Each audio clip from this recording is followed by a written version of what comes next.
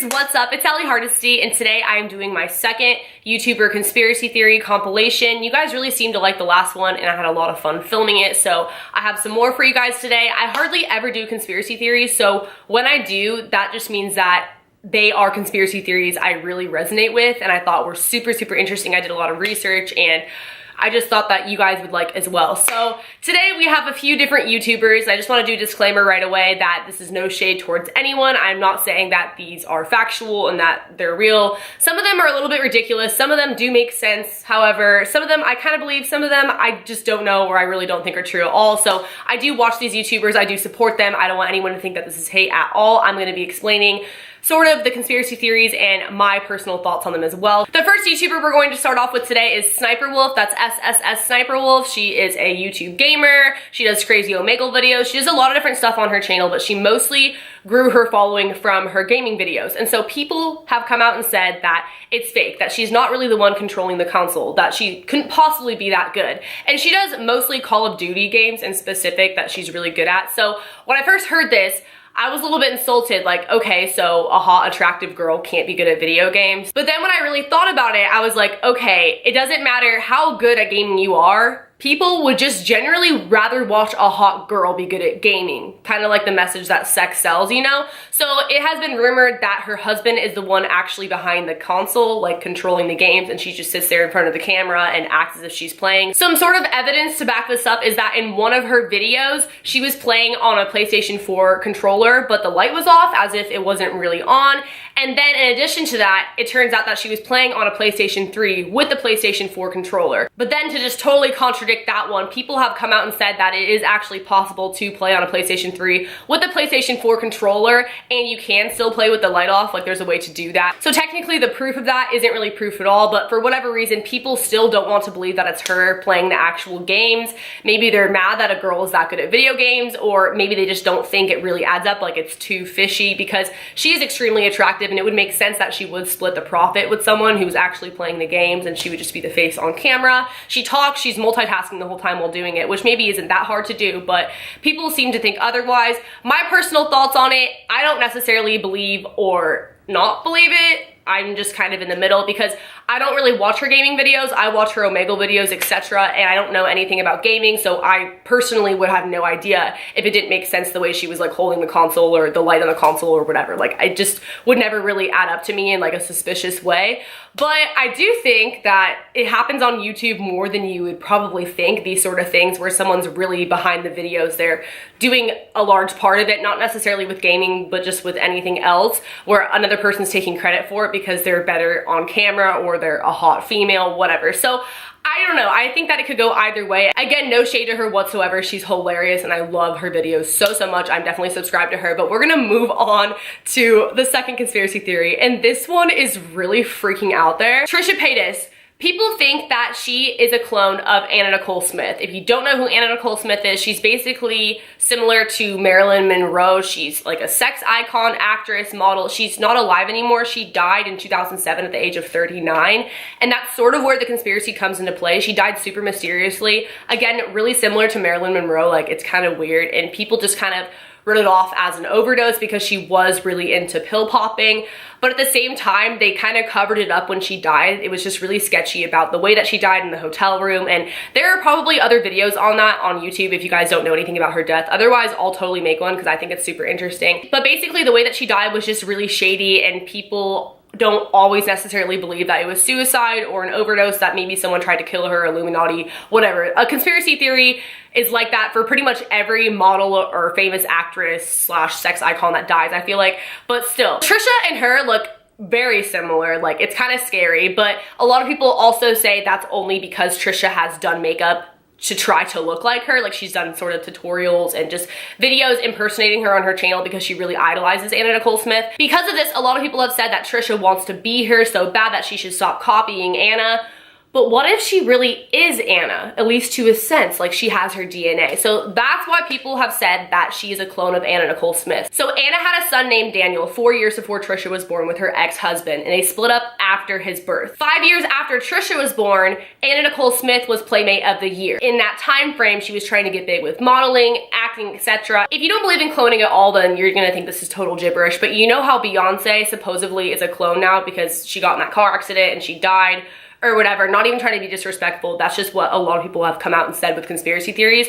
It is said that possibly Anna Nicole Smith wanted to preserve herself in case she got too deep into anything with the Illuminati, her life was at risk, etc. Trisha was created sort of as a cloned baby of herself because she wanted to preserve her career, because obviously she just got more and more famous as time went on. So that's why so many people think that they look alike, that they act alike, and that Trisha strives to be like her. People also think that they might just be related somehow, like distantly. That's probably more of a realistic conspiracy theory. But either way, let me know what you guys think in the comments below. I know that one was super far-fetched. This next one sounds really far-fetched, but it's actually the one that I believe the most, just because I think it's interesting and it has a long timeline of things that have happened, and I think it is something that would have been covered up for sure. That is that Shane Dawson is Trisha Paytas' brother, half brother to be exact. And that sounds so insane, right? But I'm gonna talk about it. So as you may or may not know, Shane Dawson's parents are divorced, and it has been rumored or allegedly said that his dad cheated on his mom, and that was another reason why they got divorced, in addition to him abusing alcohol. So because of that, people think that Trisha Paytas may have been the result of a love child from Shane Dawson's dad and Trisha Paytas' mom. Some stuff that sort of backs this up or makes this theory more convincing is the fact that Trisha was born 2 months before Shane. That means that if this is true, the affair was most likely happening right before or around the time that Shane's mother found out she was pregnant with Shane. So it's like, do you really want to tell your wife that you got another woman pregnant right when she finds out that she's pregnant with your kid? I don't think so. So that's a huge reason why this might have been a well-kept secret. So as time goes on and Shane's YouTube career continues, he said that he got back in contact with his dad, that he tried to make amends with his father because they never really had a good relationship. Around that time is when conspiracy theorists think that he figured out about Trisha, that his dad told him about Trisha Paytas, and that was his half-sister. So also around this time was when Trisha and Shane, like shortly after this, started putting out videos together. And in one of Shane Dawson's podcasts with Trisha admits, like she comes out and says, like they're talking about how Shane really launched her YouTube career. He was the one who really showed her the ins and outs of YouTube and got her going with it. And at the time, Trisha, she was a stripper, and there's nothing wrong with that. But I'm just saying that's what she was doing at the time.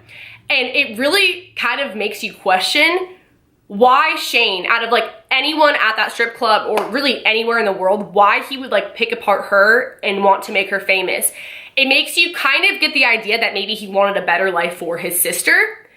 And obviously she's very talented. She has the YouTube sort of personality, like it all lines up. I'm not saying that he's responsible for her success.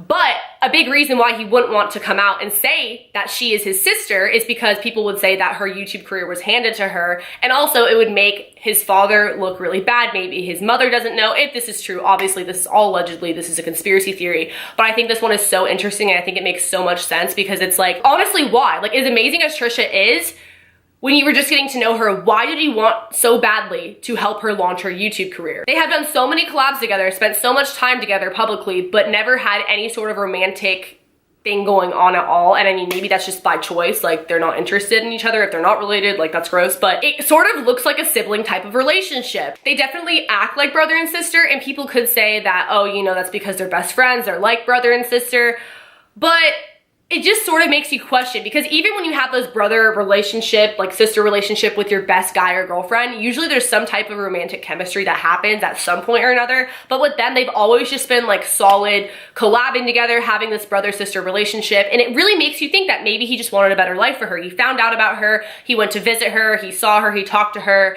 and then they decided to keep it a secret so he could help get her on her feet and not have it be this big, huge scandal. Another piece of evidence that sort of backs this up is Trisha's song Lost and Found, because the lyrics sort of make it look like she's talking about figuring out Shane is her brother and that Shane's dad is her dad. Once upon a time, I was a little girl who looked up but never found what should be mine. If only I knew I had him with me from earth. Oh, he blessed me because he put me on this earth, because he put me on this earth. Her dad obviously put her on this earth, her dad and her mom. Unless she's talking about God or something, I don't know how else to take those lyrics. I don't know, it just sort of adds to the conspiracy. It makes it a little bit more fun when you look at those lyrics that kind of back up this conspiracy. Let me know what you guys think in the comment section below. Call me crazy, but I actually really believe that one. Now, the last and final conspiracy theory I'm going to be talking about today is the YouTube Red Show Prank Academy. You guys have probably heard of it. It's really popular, and they have a lot of YouTuber guest stars on it, like Joey Graceffa, Superwoman, etc. And so that show, someone came out and said, who appeared to be on the show, it looked as if he was playing the security guard, but they were never able to confirm it was actually him, but it looked like he was in the episode with Superwoman.